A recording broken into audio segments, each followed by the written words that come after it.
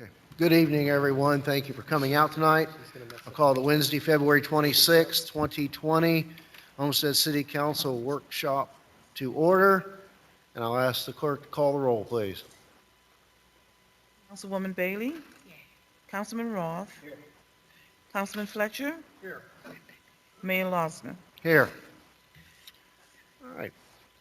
And hopefully or Vice Mayor, or former Vice Mayor, former Mayor Shelley can join us in a few moments by phone.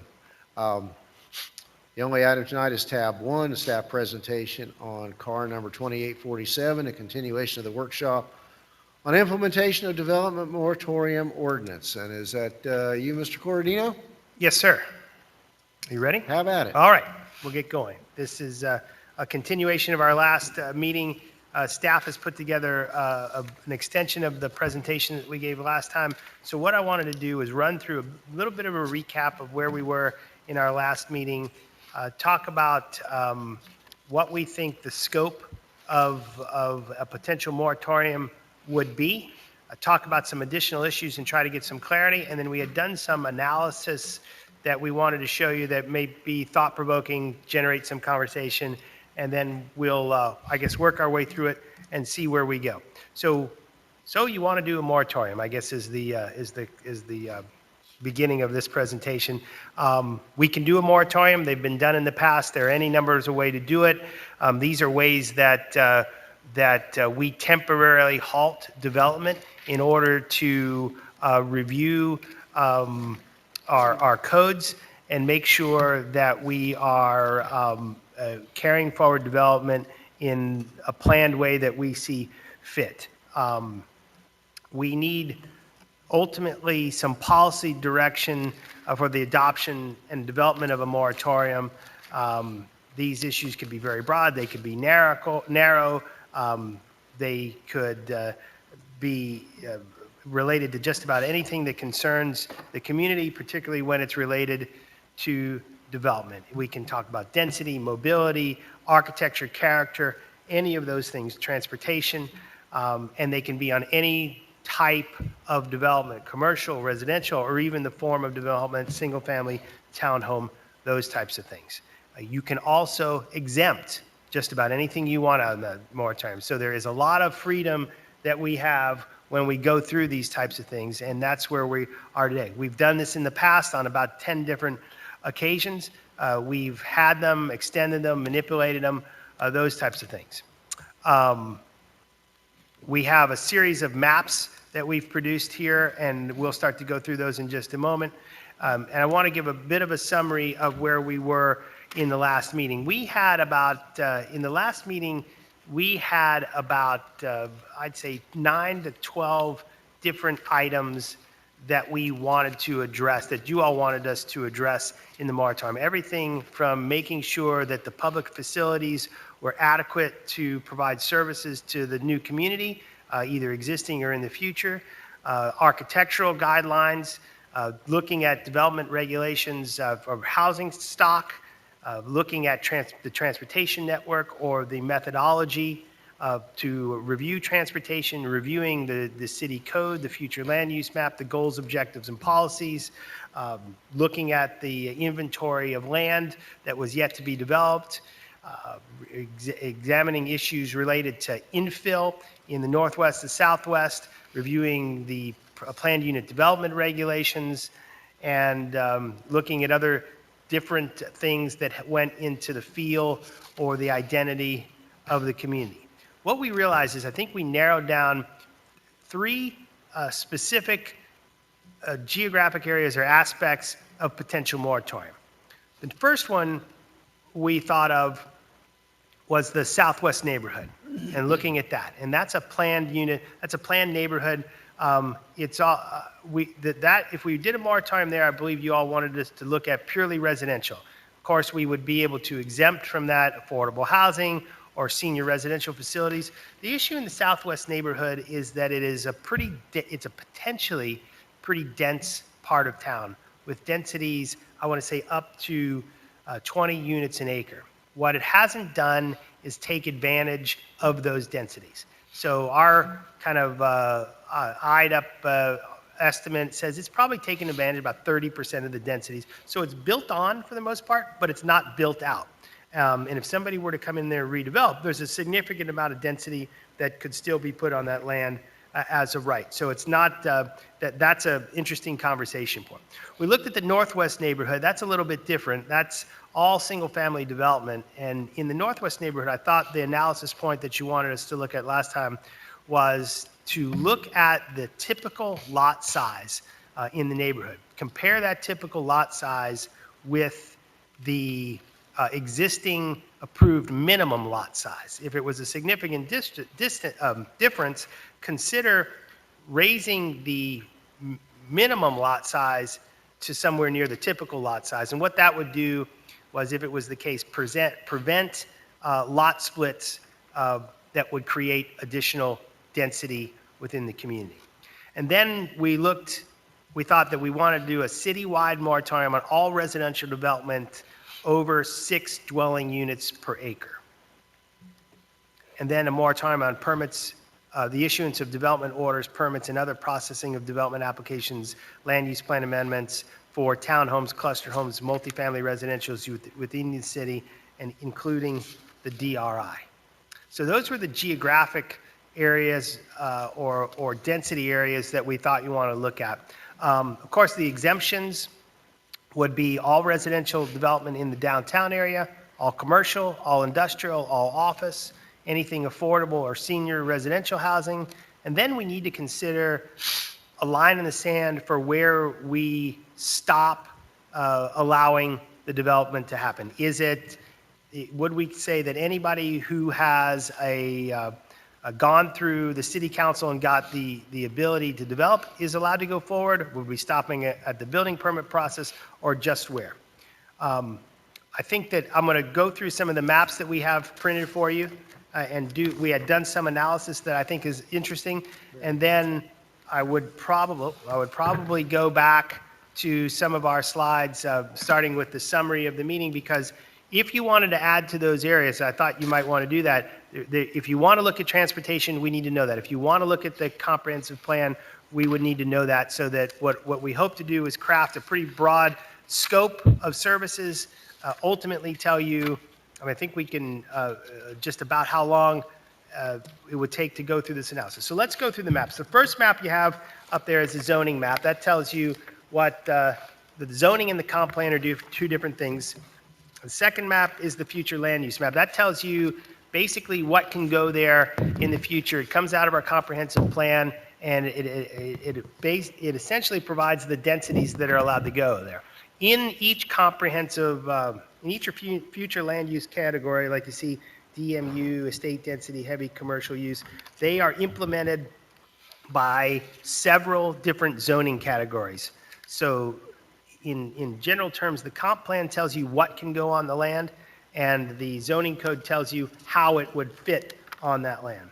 The third map in, this thing here, is a map of vacant lots. And the southeast corner of this map, it shows things that may be a little bit accurate along the border of the city. Those things are protected land. But what this map is supposed to show you is that there's not a whole lot, not a whole ton of vacant land remaining in the city. A little bit in the DRI in larger tracts, and then in the western part of the town, handfuls, scattering of lots here and there, piecemeal, that can be developed.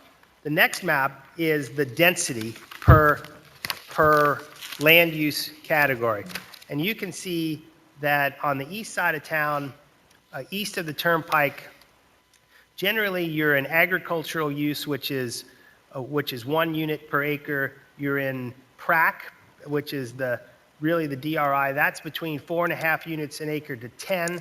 You're in LRU, which is up to 6, right? And you can see that primarily on the west side of town, you get to your more dense areas, which are the MRU, which can be up to, which is 10, and then the planned unit neighborhoods, which can go up to 20 or 15, and these are scattered around the downtown. The downtown proper is really not a residential area. It's really a commercial area, and therefore has almost no allowable residential density at this point, and that's kind of that lightly shaded area around the US 1 busway corridor and Chrome Avenue.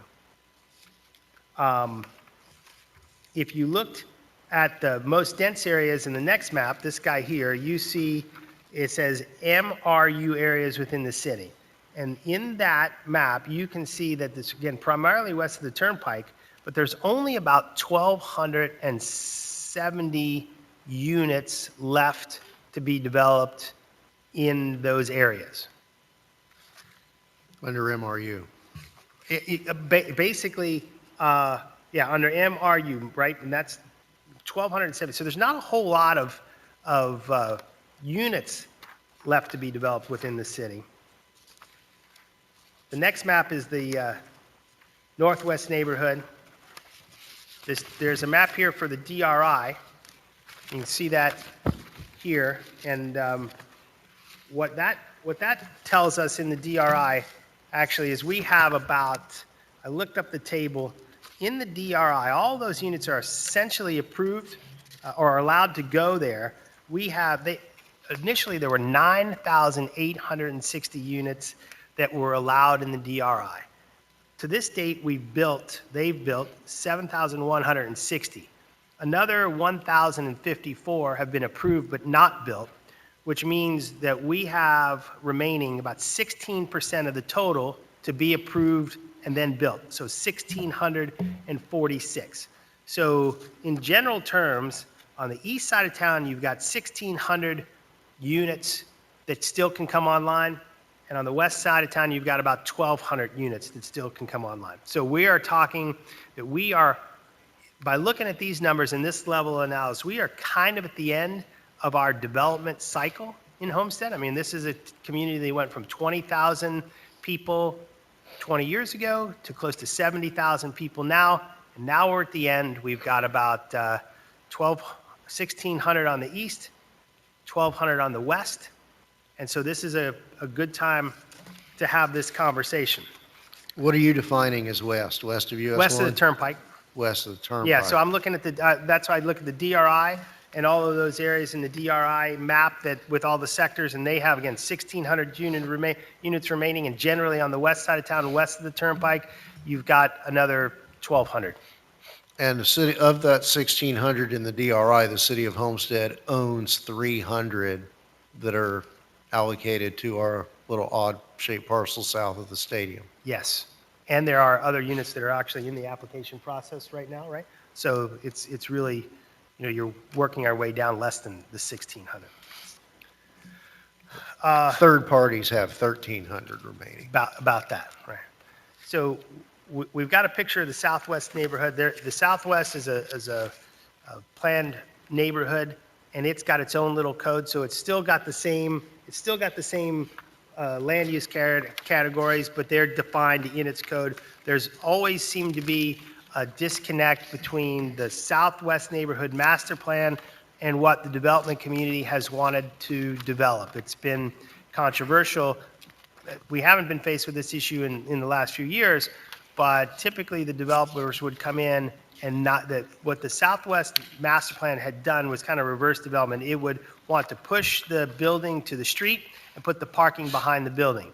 And the developers have always argued that they don't want to do that. They want to keep the parking in front of the building.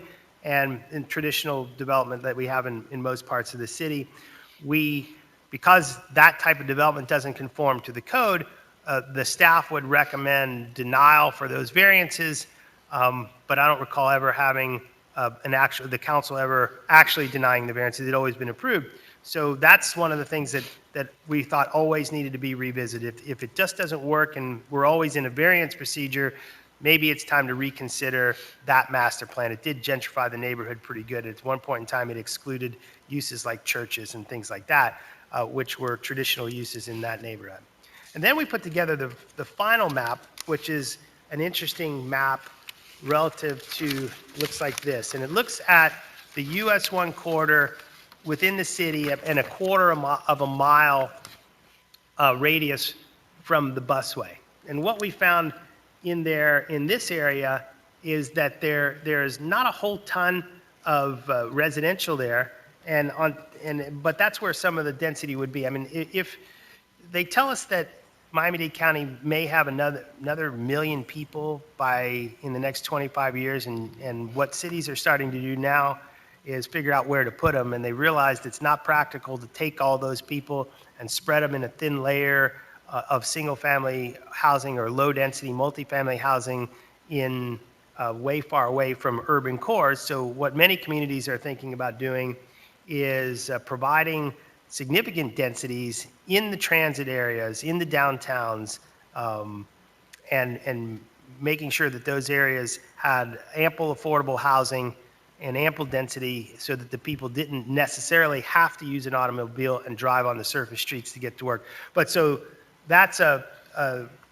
map that we put together as a conversation piece for where we go with that. So what I think we want to figure out today is whether you all thought the 3 areas of moratorium, the northwest neighborhood, the southwest neighborhood, and then the entire city looking at densities greater than 6 units an acre were the right place to start.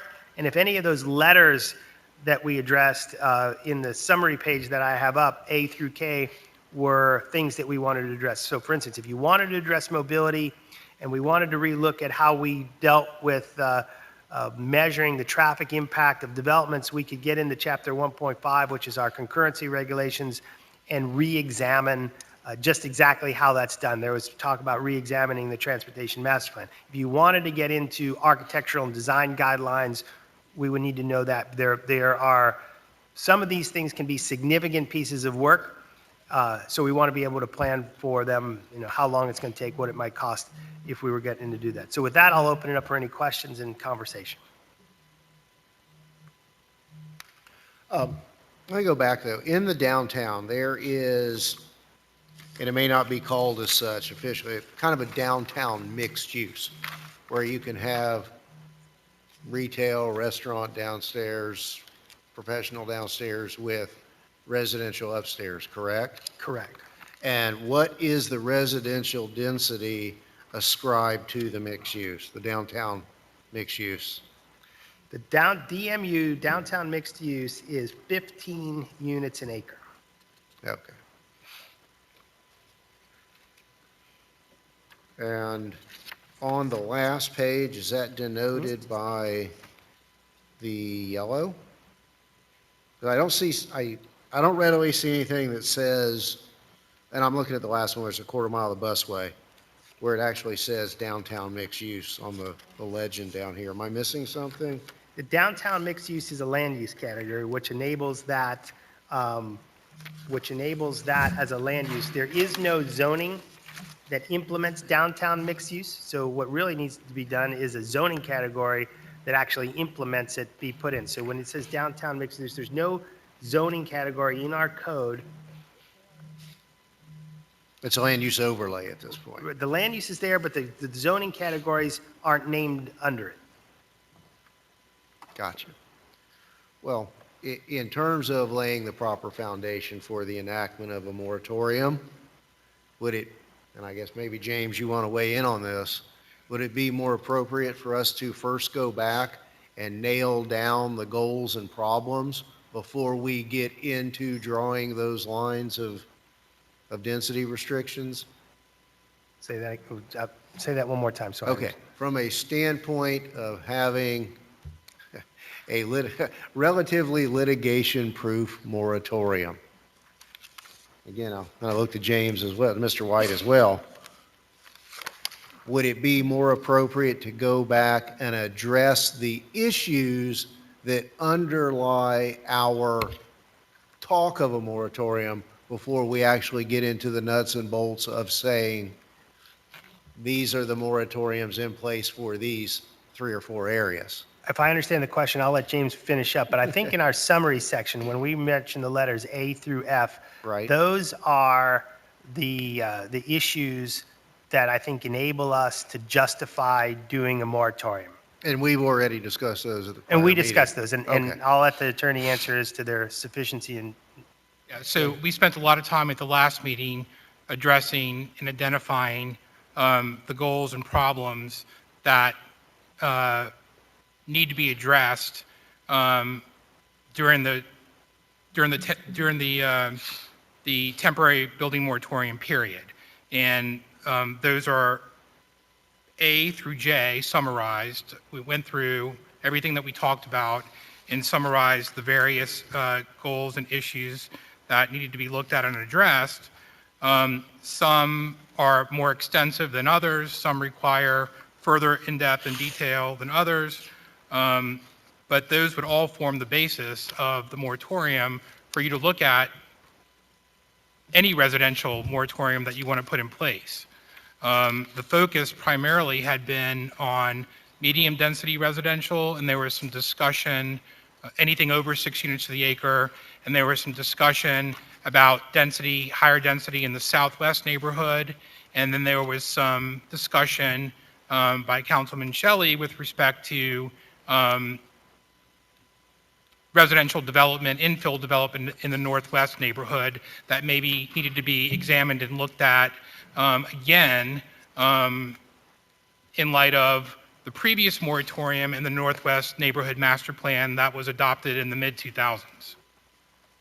But maybe even more to the point, that these issues that we are utilizing as the basis for enacting a moratorium will also serve as a basis and justification for the length of the given portion of a moratorium. Study periods and analysis, correct? Correct. Okay. So we're starting with this moratorium, temporary moratorium for a year. And then based on what we've done, based on continuation studies, as long as we're able to show that we're making progress or we're looking and studying, then that would allow us the ability to extend the moratorium, but really we're limited in how long we can extend. We really can't go, I mean, the outer limits are like a year and a half. But traffic and infrastructure studies don't happen overnight. Right. Versus enacting architectural guidelines that we Correct. might be able to do in 90 days. Correct. Okay. So then, based on those answers, and I'm assuming we can jump right into the discussion perhaps of bright line of The where to scope. establish the moratorium in terms of density. Right, the scope of what type of development you want to capture in this moratorium, and what type of development you want to exempt from the scope of the moratorium. Right. Well, and before I forget, I'd like to throw out there that I would love to see an analysis of housing types by percentage and include those that have already been approved. The in round numbers, a couple of thousand that have been approved in the last 6 months. What's the snapshot of our community? X number of detached single family, X units of apartments, X units of townhouses, condos, whatever the categories may be, so that we can see, kind of get our experts' opinion as to what on average, what well-rounded communities, how they're composed, what the proportion of their housing stocks, I think would be very important, because we may want to get down and fly spec not only as to numbers of units in a given area, but take a crack at deciding, hey, for the moment, we believe, a disproportionate number of X-type units. So if we could, because I'm certain this is not going to be the last workshop or before this goes to a committee of the whole and a workshop. So with that, I'll go to the Vice Mayor. Yes, thank you, Mayor. I wasn't at the initial workshop, but I read the minutes. It was very healthy discussion there. I just want to be clear on our purpose for the moratorium, because I agree with Councilman Roth, that can scare some people away.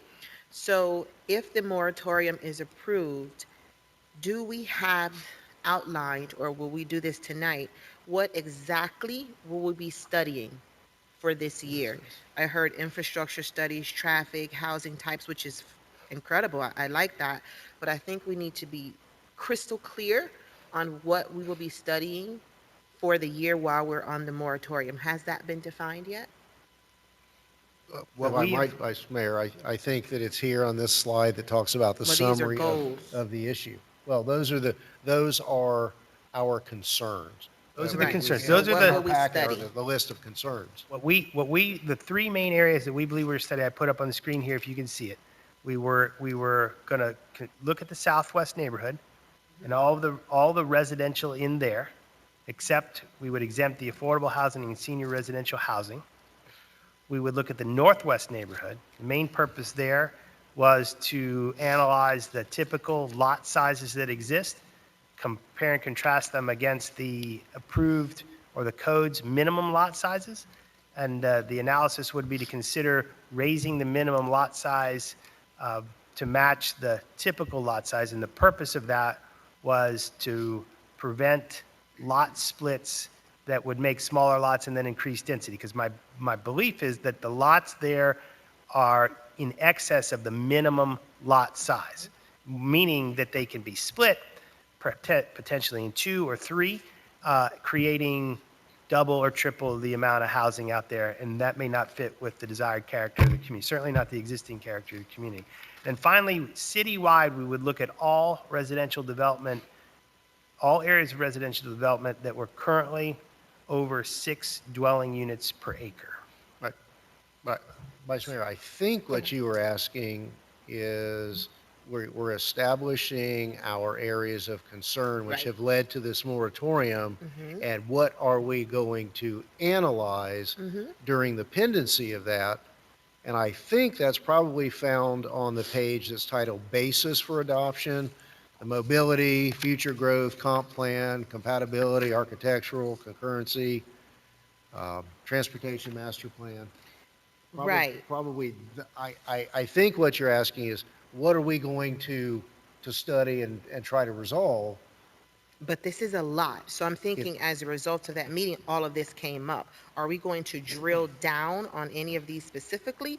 Or are we going to look at every single thing on these No, bullets?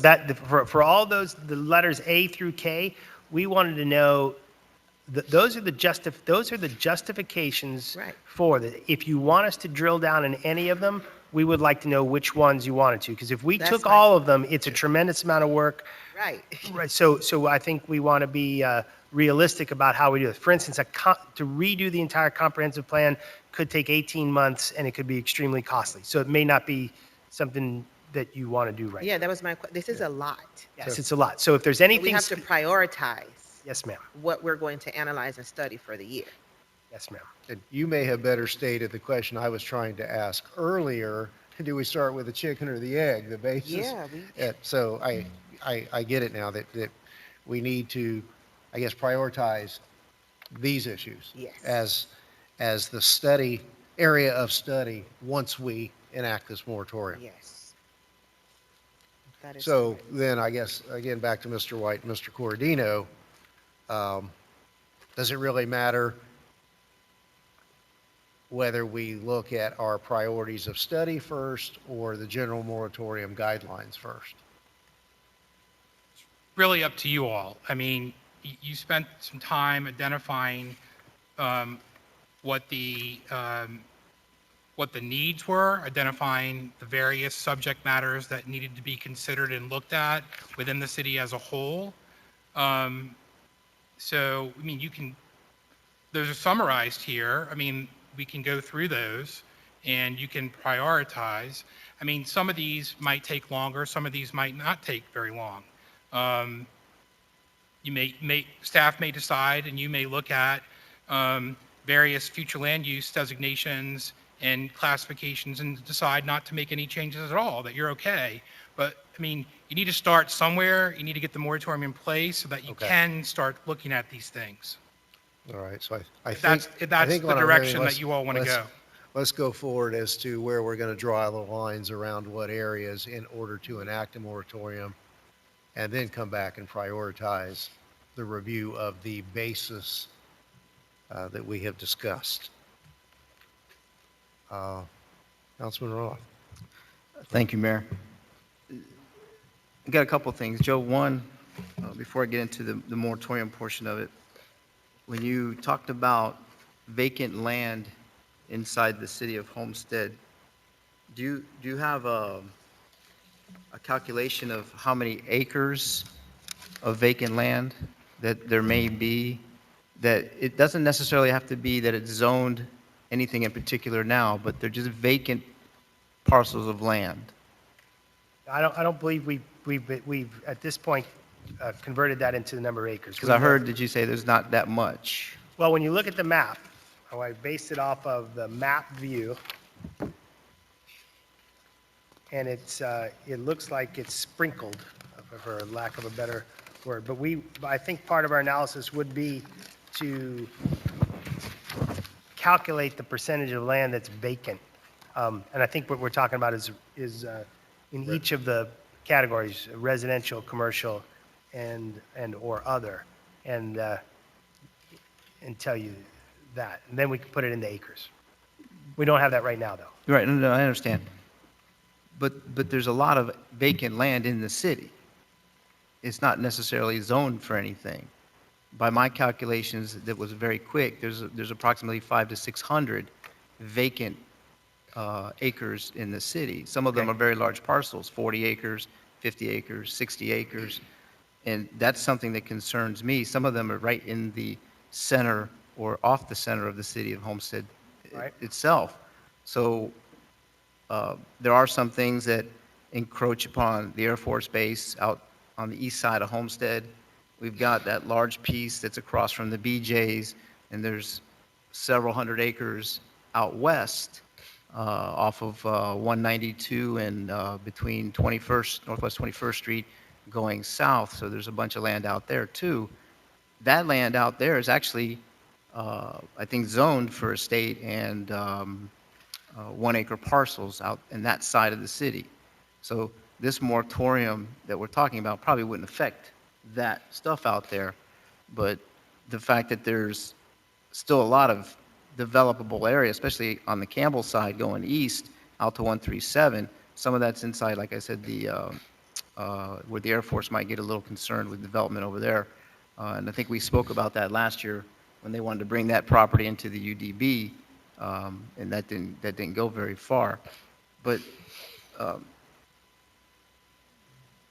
that one property that I looked at that's across the street from the BJ's property is mainly general use ag, but there's a sliver in the middle of that property that's actually got an underlying townhome designation in there, which is kind of weird to me that everything else around it is zoned different stuff, and it's all owned by the same person.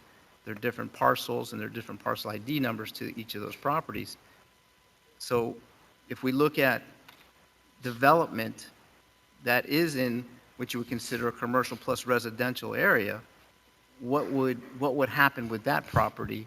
And it already has a designation for townhouses on 10 of the acres. That I think that property was like 60 or 70 acres. Are you asking what would happen during a moratorium?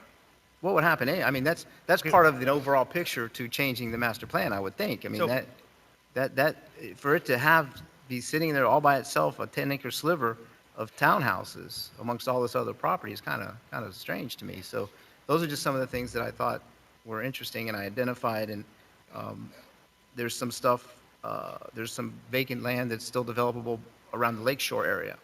I'm not sure if that's inside the DRI or not.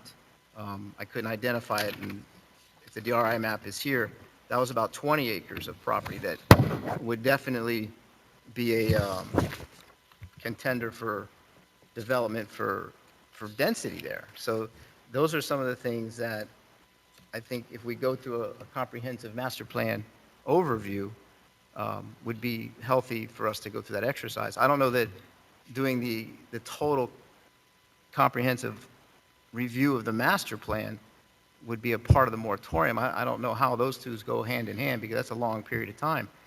And as you said, we're at the end of the building cycle that's already been preset. So we've got about 2,500 units left to go of the number of units that are in the city of Homestead now is around 24,000, 25,000 units now. So that's 10% that's left to go. That's a small portion of the problems we already have. So I kind of agree with doing the traffic studies and trying to figure those things out. But why does it take a moratorium to do all those things? That's kind of my question. Maybe, James, you can help me with that. Do we actually need a moratorium to do all those things?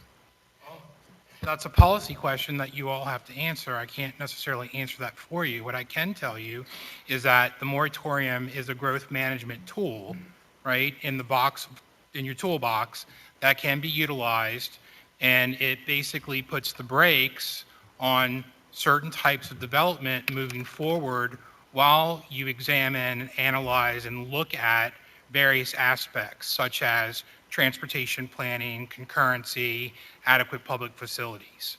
Right? So it's a nice tool to have, but, we're at the end of the job now. I mean, how many more tools do we need? We have to fix the messes that have been created from the overdevelopment. At this point, there's no more growth management. It's done, except for a couple hundred or a couple thousand units.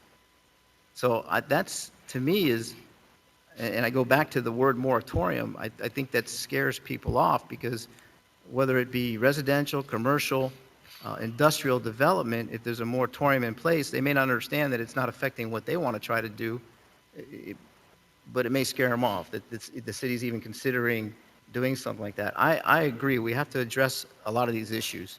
I saw a presentation yesterday of a developer that wants to put some stuff downtown Homestead, and the density levels don't support that development. So we got to think about that too. If we're gonna take the downtown area in a direction that we're gonna put residential units in that area, we've got to make it welcoming for those folks. And you put the word moratorium on top of the city, I think it has a problem. We need to really look at the A through K list and say, what is it here that we really, really need to focus on, and how do we solve the existing problems? Architecture, that's a good one. We did that with some of the commercial stuff recently without putting a moratorium in place. So I'd like to look at some of this some more and listen to other comments if there are some, and narrow this thing down. What are the most pressing things? I mean, to do a future land use map and do that again, does that really need to be part of a moratorium? I don't know the answer to that. Somebody can maybe answer that. Do we need to put a moratorium in place for the number of townhouses? Yeah, maybe we should do that. But now we got to regionalize it, and we got to figure out where we want to start that. I don't think we can do it inside the DRI, so how many other townhouse developments are going to be put up in the city outside of the DRI, in the MRU area? I mean, do we need a moratorium for townhouses across the city? I don't know, because how many are planned to come in? Who's got the vested rights to do those things? And we can't stop them from doing them anyways. So I'm going to continue to say that I just don't believe the word moratorium is good or healthy for our city. I'll stop for now, Mayor. Thank you. Thank you. I started the conversation and brought this issue to the table, and without a, well, let me back up. On your side of town, 1,000 units may seem insignificant, but on my side of town, 1,000 more new units is pretty doggone significant. And we need to realize that there is going to be redevelopment. I'm going to just use Duplex City as an example. I think we're going to see, we're the last frontier for this county for development. And I feel as though this is our last shot to get it right. And without a moratorium in place, those who buy property or have property are going to show up, and that development train will have left the station without our input. And you're right.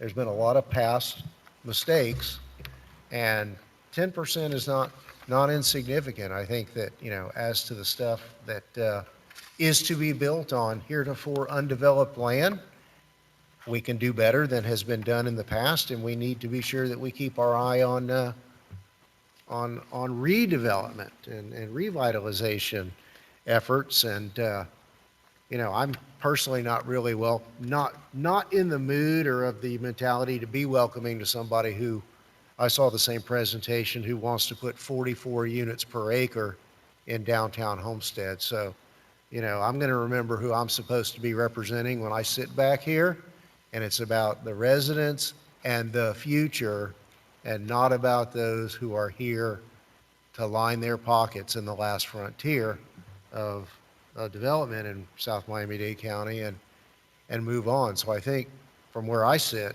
without this, we're wasting our time. We would spend a lot of money on a lot of studies and analysis that we need to have, and all the while, more and more of these applications are going to come in, and we're going to have no basis upon which to deny them. So I hope that the majority will continue to go forward and use the term moratorium and recognize that it's about us and not them, and get a handle, and there's always room to do better.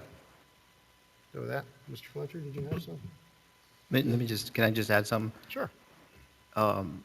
The 1,000 units that you're speaking of going into the neighborhood that you live in is not represented on this map anywhere.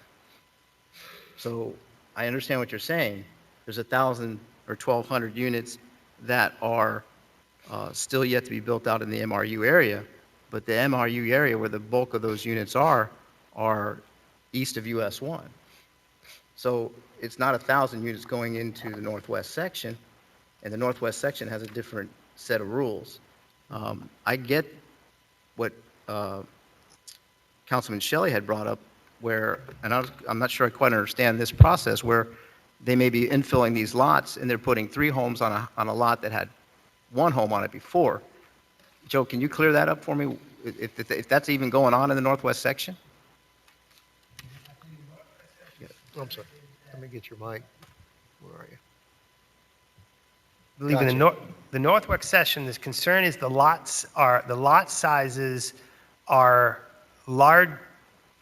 The typical lot size today is larger than the code's minimum lot size. So if a home is on one of the typical lot sizes, and the minimum lot size is, say, 1/2 of that, then the lot can be, if it's redeveloped, can be split into 2 lots, and thereby doubling the density of the community. So the concern was kind of evaluate that, see where it stood, and if we wanted to preserve the existing character of the community, perhaps prevent the lot splits by increasing the minimum lot size. Right. So, okay, thank you for clearing that up. So what would be the procedure if somebody wanted to do that today without the moratorium in place? So an applicant would come in, they have a minimum lot size, so just say I've got basically 1 lot, they'll do a lot split. They'll come in and apply for a lot split the lot into 2, and then go through the site planning process to develop houses. So it would almost be 3 different applications, right?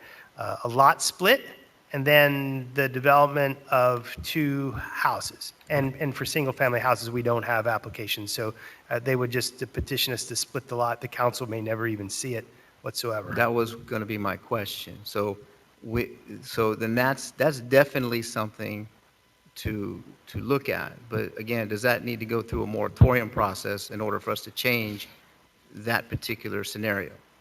Again, the moratorium is pure policy. That's a decision the council would make. That decision could be made at any time. You could do that. You could do that at any council meeting. Okay. All right. Thank you, Mayor. Thank you, Councilman.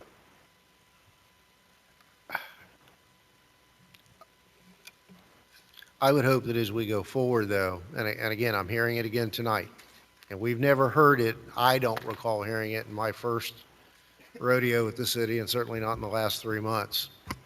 I think we need to put to bed once and for all whether or not this theory that the holder of the DRI can build pretty much whatever he wants, whenever he wants, up to X density, and we can't put a moratorium on him, or whether or not, in terms of our analysis of diversity of housing and whether the DRI has an absolute X thousand approval or up to X thousand.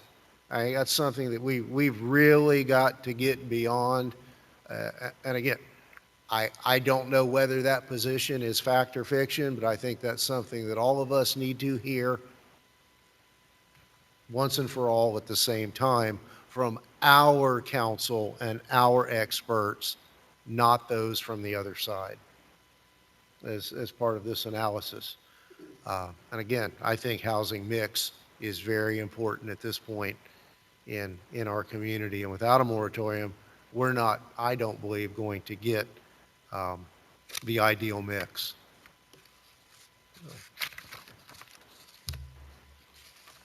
So, Councilman Roth, sorry. Thank didn't see the you. light. No, that's okay. Thank you. Yeah, I believe this, the housing stock ratio is very important to figure that out too, and compare it to other areas. But the the number one topic that was brought up, I guess it's number one because it's the first one on here, was the public facilities and the municipal services, which is also a very big concern. And maybe Julio, you can talk a little bit about that. I'm sure we're prepared for what is coming our way with units coming on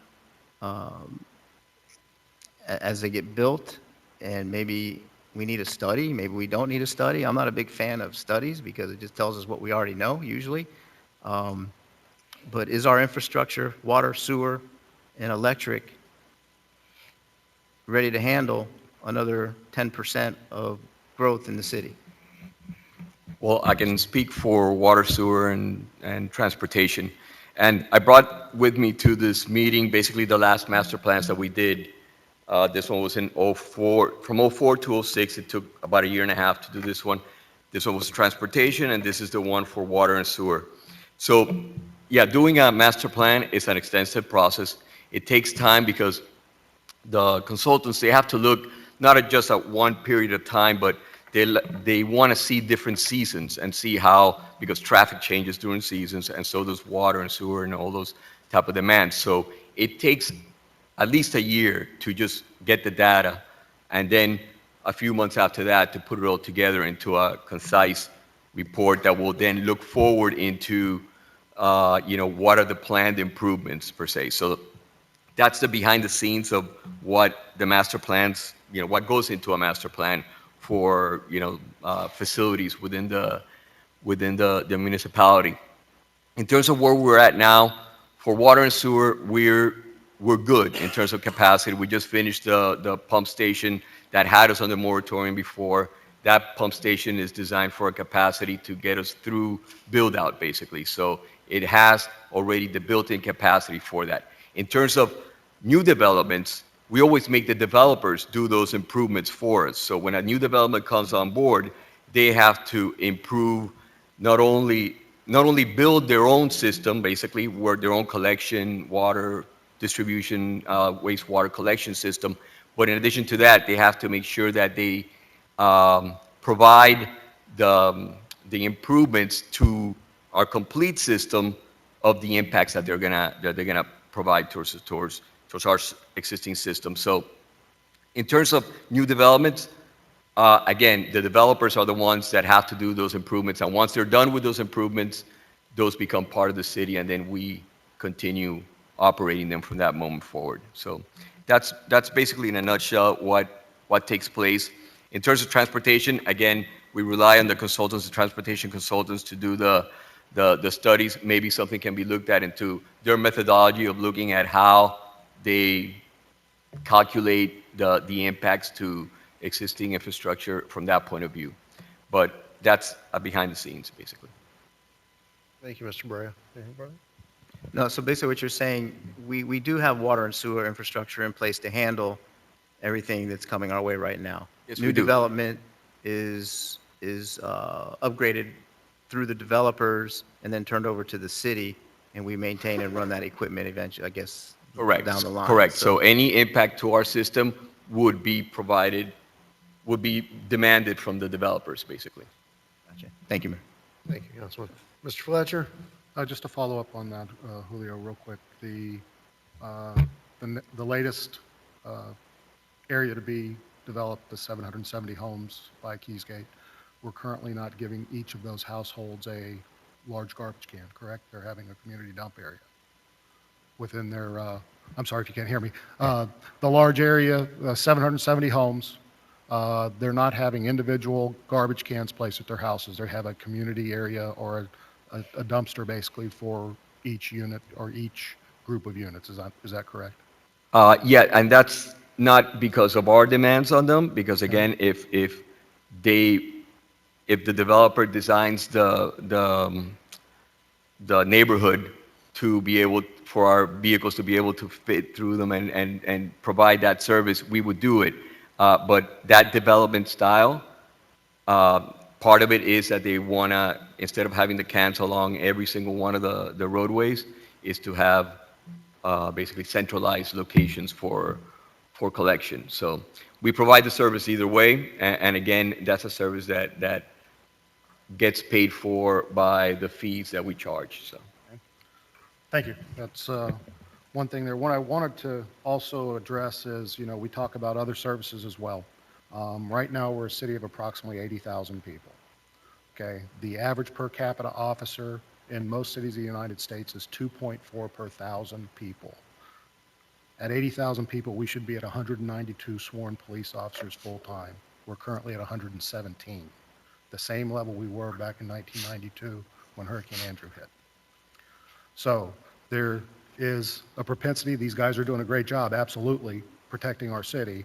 However, as we continue to move forward, we're going to have to look at the impacts that an additional, 1,600 units on the east side of town will provide us, and additional 12 or 1,600 units on the west side of town.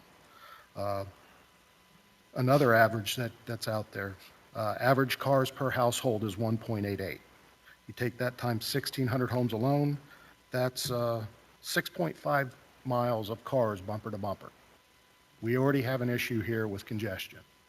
So the average car length is 14 feet times the number of cars, which is about 3,760 additional vehicles, 6.5 additional miles of congestion. Uh, I think that was a big component of why we were looking at a moratorium as well, to look at our current traffic issues.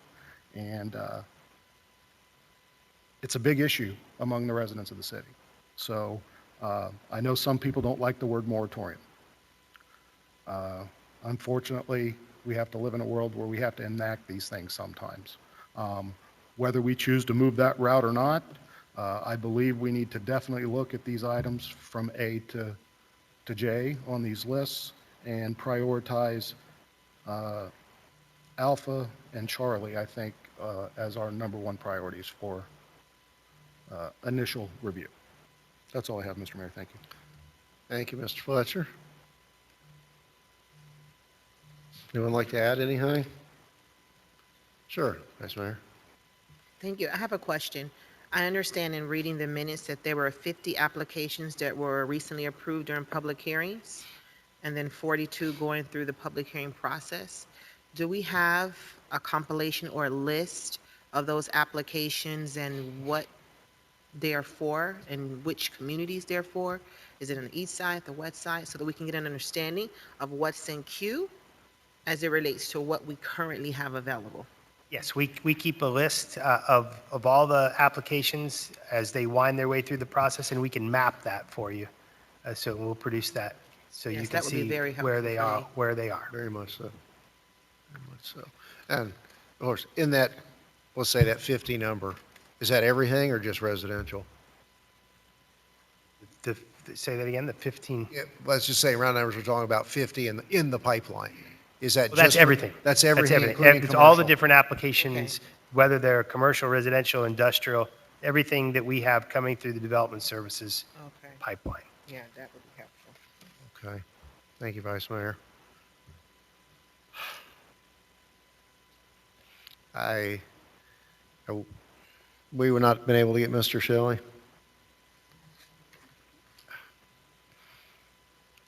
I guess I really kind of want to take the temperature of my colleagues and see if there's an appetite to go forward and enact, get closer to enacting a moratorium. And I think everybody knows where I am. This, to me, it's our last shot at doing better. Let me go to Councilwoman Bailey first, since she's not weighed in today. Thank you, Mayor.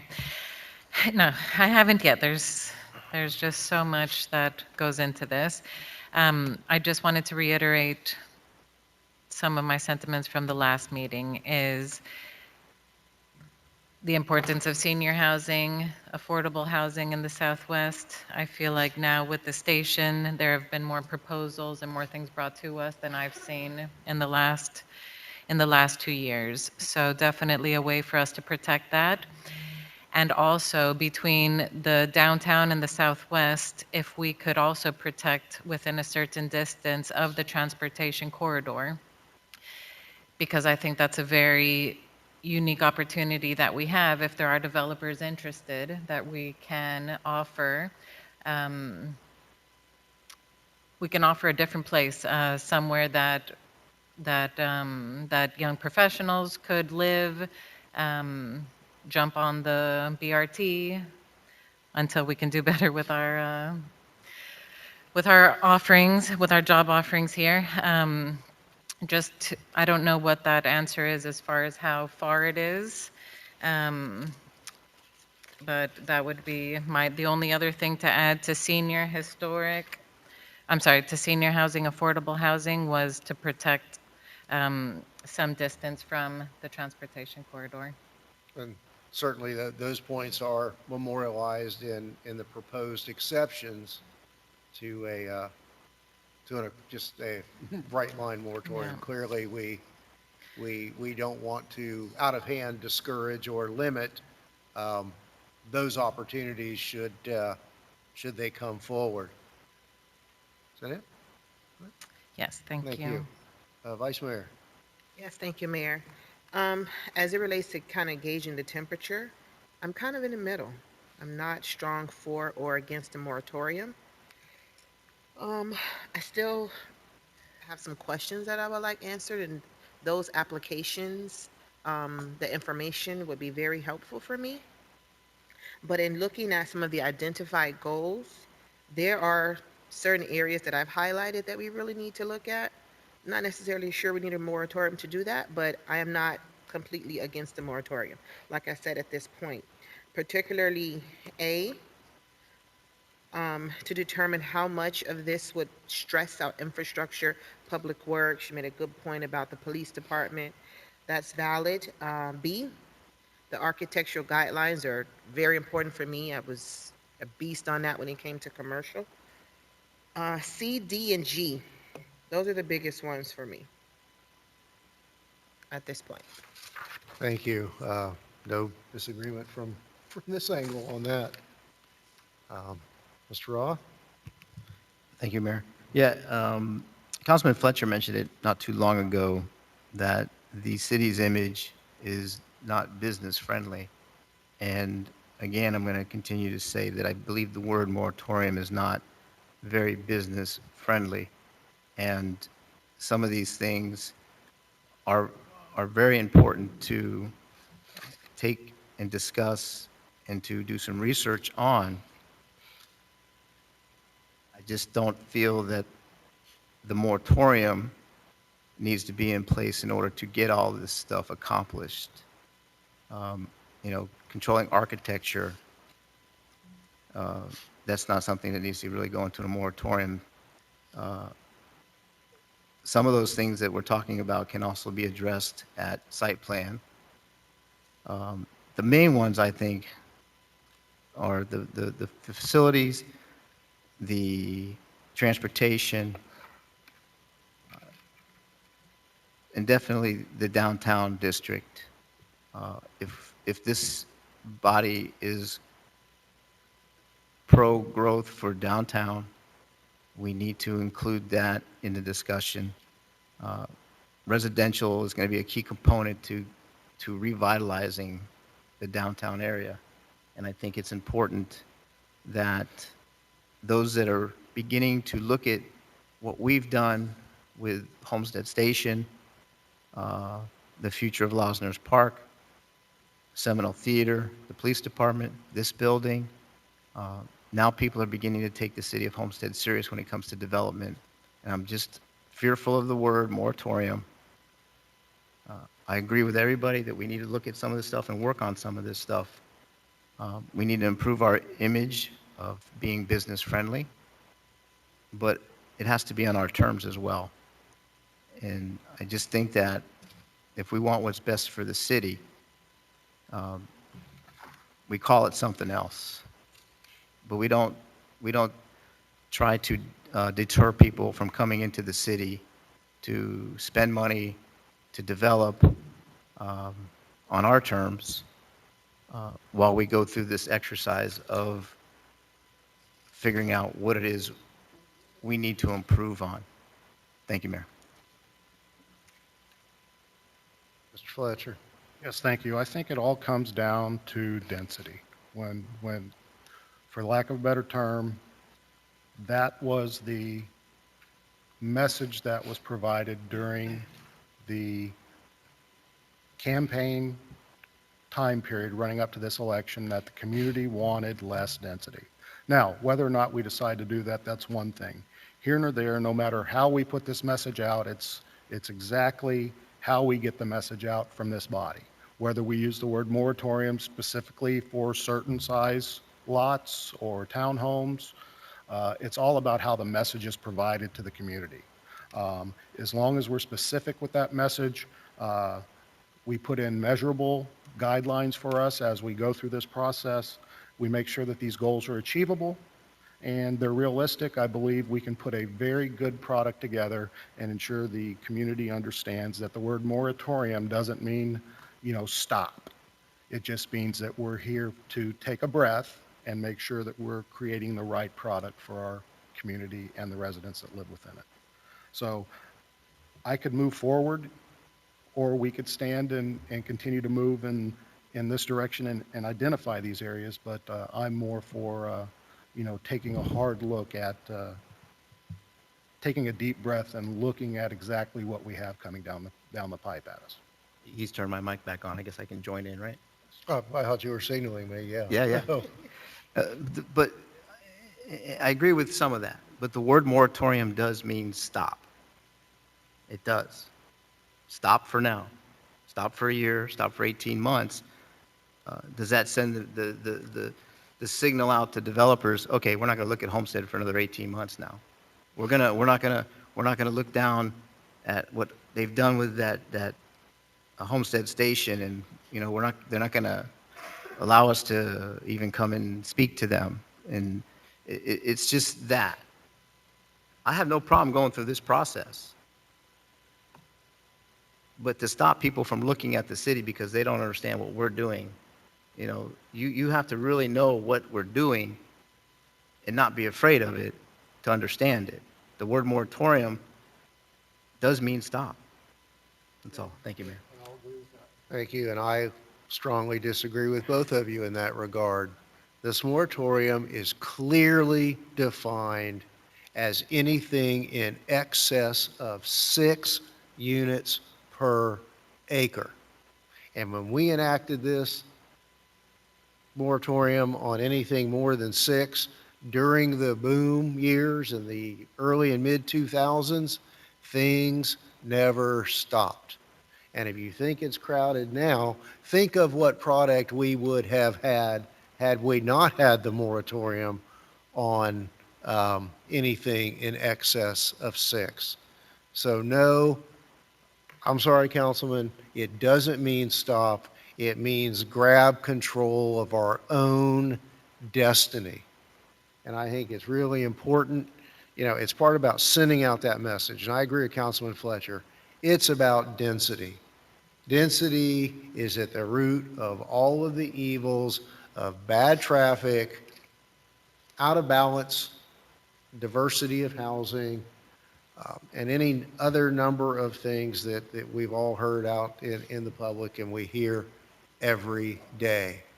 We can build a better community on our terms. And without that bar set in place, generally at 6 per acre, with the exceptions for the southwest and the downtown area, we're ceding control of the last bite of the apple, in my view. Councilman Fletcher? Yeah, I just want to agree with you on the point that it does make them pause for a moment, Larry, I believe, I'm sorry, Councilman Roth, but at the same time, we are the last developable land in South Dade County. So they're not going to stop looking at us. They're going to continue looking at us because, again, I think this is the diamond in the rough, and we can control that destiny. Thank you. Thank you, Councilman. A thought, a suggestion. Sitting here, I feel like we're kind of spinning our wheels tonight. And I'd like, y'all to add to my list of things to do to Mr. Corradino. I would think first and foremost would be an analysis of the housing stock in terms of type. And I'd like for us to come back together with a full complement of 7 of us up here. I hope that, within a couple of weeks, Mr. Shelley can be back. We'll have our 7th member of council who's in the audience tonight. She'll be with us and join in that conversation, and we can really hash it out and go forward. So I would look to council and ask what their thoughts were of other items of information they would like to have for our next session. Vice Mayor? Yes, thank you. And I had mentioned, I would like to know what those applications are for. Absolutely, yes. Those 50 applications. Well, all or the residential? All. Just kind of get a broader Kind of see where perspective. some of the Yeah. commercial's going. Because, admittedly, and I know that I want to be really clear, I think, we're all coming into this meeting in agreement that this was not in any way, shape, or form a discussion about commercial or industrial. That's not to say that as we look at the map, we might find some real aberrations in that map that need to be tweaked in either direction. But, have no fear, commercial developers. That's not what we're about. If commercial follows rooftops, my God, we've got the rooftops today. And we're going to continue to have rooftops, but we want to have the right kind of rooftops to attract a more diverse level of commercial. To your point a few months ago, as to the dollar stores and the daycares, we can do better than that. And it's about building a better, I believe, diversity of housing. So for our next session, additional info would be what's in the pipeline, an analysis of the mix of housing. Anything from my right in terms of additional information? Councilwoman Bailey. Thank you, Mayor. On the same note of, building the best community that we can, I'm sure that Miami-Dade County is onto something. We are eventually, we need to plan really smart to be able to have larger populations and not feel it as much. So I would be interested to see have they done any studies as far as what are they considering along transportation corridors? How wide are they looking at? Is that, half a mile within a transportation corridor? Have you read anything on that? Yes, the county actually just upzoned their land adjacent to the transportation corridors to allow 60 units an acre. That's not in the cities, that's in the county. I think the South Dade had been going through this process for decades, and they had what they called charrette areas. The 2 major ones are Dadeland and Cutler Bay. Those they're major centers, and they allow up to 250 units an acre. And Dadeland's height is unlimited. Cutler Bay's is 16 stories. Palmetto Bay is arguing it out right now relative to their densities and intensities in their downtown area. And the other areas, Perrine, Gould's, all have been upzoned and to a certain extent redeveloped for multifamily residential. And has each area defined their own lines as far as how far away from the corridor they would allow that development to be? Typically, like I said, the county's saying in a half a mile from Okay. the core. It's a half a mile. Basically, the rule of thumb Wide or from the center line? from what? The center line? Half a mile wide or a quarter mile from the either side of the Uh, busway? It should be a half a mile from each side. And So a mile. Right. it's not just busway, correct? It's US 1 as Well, well? the counties define it as their transit corridors in their smart plan. So there's US 1 is the one down here, or the busway, basically. And they run parallel to one another in very close proximity until you get to pieces of Palmetto Bay and Homestead. Then they kind of diverge from one another. The rule of thumb from a transit perspective is that in your station areas, the station should be a half a mile radius, right, the developable area is half a mile around the transit station. And when they try to program rapid transit, they want as many affordable housing units in there as humanly possible. So they really pump up the densities, kind of like the Dadeland or the Cutler Bay examples. Wait a minute. A second ago, you said affordable, and then you said Dadeland. And Dadeland, by no shape or form, falls into affordable. And this community has not had a good experience with, I think we're overloaded now. Yeah, So affordable housing. Let's not have that discussion. We'll not have that discussion. Absolutely. Okay, thank you, Mr. Thank you. You're welcome. Sure. I'm sorry, go ahead. You bring up, and Joe, you bring up a really powerful point, that we have no control over what's going on north of 296 on the US 1 corridor. And if anyone has driven up and down US 1 and see what Joe describes as upzoning, the density along the transportation corridor. So I think another thing we need to find out is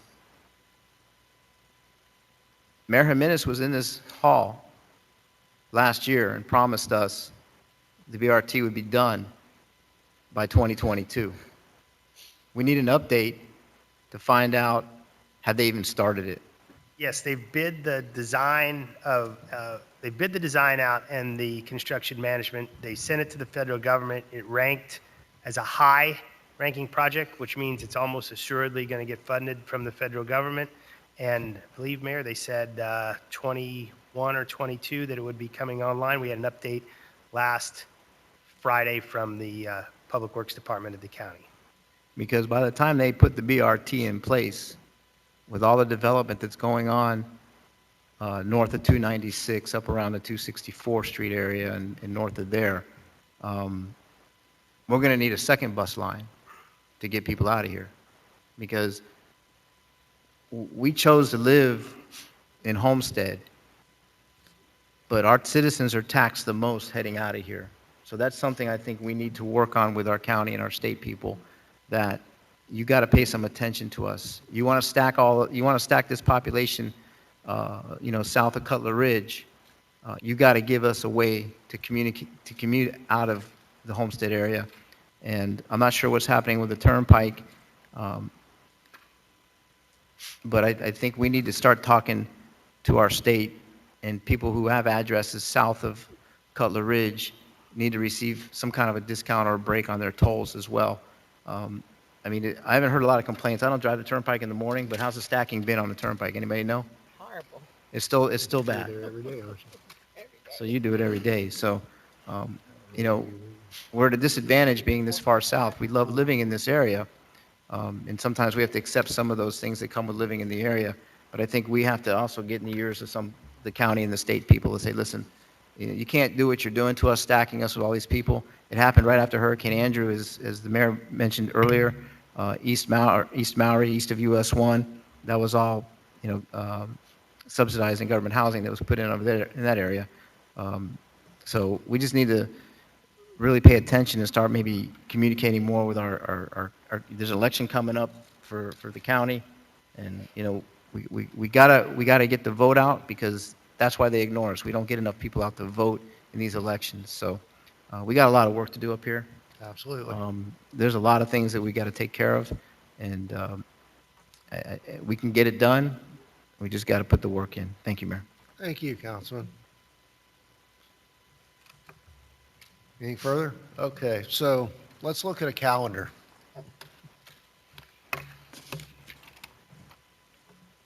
Today's what, the 26th?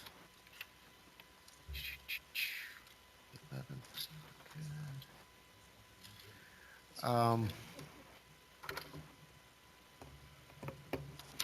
Is the 12th of March too soon? Don't we have something the 11th already? We got a cow on the 10th and the CRA. Mr. Cordino, is the 11th soon enough to compile the stats on the Stats I can do. housing mix? The housing mix is more complicated. I can do the developments and the map real quickly, but I would need another week to do the, Well, do we want to do the 17th, the day before council, or maybe the day after? day after seems like fun. Day after council would be the 19th. Good way to kick off We the all weekend. pull out our trusty dusty. You're not going to commit to being anywhere, are you? Well, I can do the 19th, but I can't do after that. Okay. Well, we'll make sure we get you here.